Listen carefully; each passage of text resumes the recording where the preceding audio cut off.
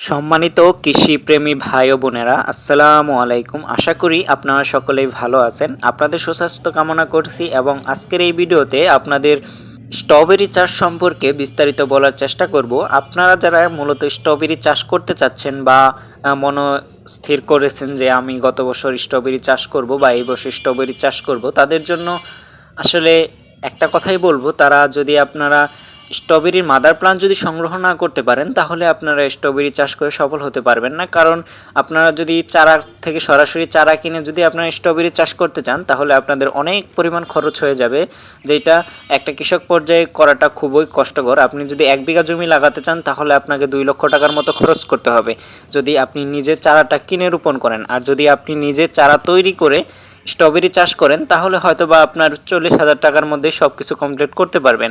এখন কথা হচ্ছে, আপনারা যদি স্ট্রবেরি চাষ করতে চান, তাহলে এখনই আপনাদের স্ট্রবেরির মাদার প্লান্টগুলো সংগ্রহ করতে হবে। সেই সংগ্রহ করে আপনাদের সেইখান থেকে চারা তৈরি করতে হবে। তারপরে আপনাদের মূল জমিতে অক্টোবর মাসের দিকে আপনাদের মূল জমিতে রোপণ করতে হবে সেই চারাগুলো। সেই চারা থেকে লাগানোর 60 দিন পরে আপনারা ডিসেম্বরের শেষের দিকে ফল হারভেস্টিং করতে পারবেন, অর্থাৎ বিক্রি করতে পারবেন। তখন আপনাদের স্ট্রবেরির একটা বাজার মূল্য খুবই ভালো থাকে। তখন স্ট্রবেরির বাজার মূল্য থাকে 1,000 টাকা কেজি থেকে 2,000 টাকা কেজির মধ্যে থাকে, জানুয়ারি মাসের শুরু থেকে ফেব্রুয়ারি মাসের শুরু পর্যন্ত। এবং পরবর্তী সময়ে এর বাজার মূল্য কমতে থাকে এবং সর্বনিম্ন বাজার মূল্য 200 টাকা কেজি থাকে।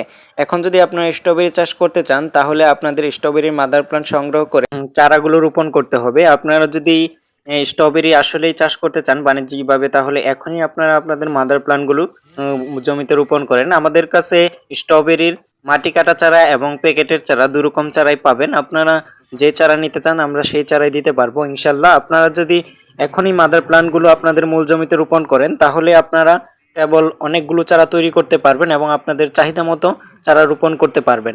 আর এই ভিডিওটা ভালো লাগলে আপনারা এই চ্যানেলটাকে সাবস্ক্রাইব করে পাশে থাকবেন। আপনাদেরকে স্ট্রবেরি চাষের সকল তথ্য এবং স্ট্রবেরি চাষের কী কী রোগ হয় আর কী ধরনের সমস্যা হয়, সকল কিছু নিয়ে এই চ্যানেলে আলোচনা করব ইনশাআল্লাহ।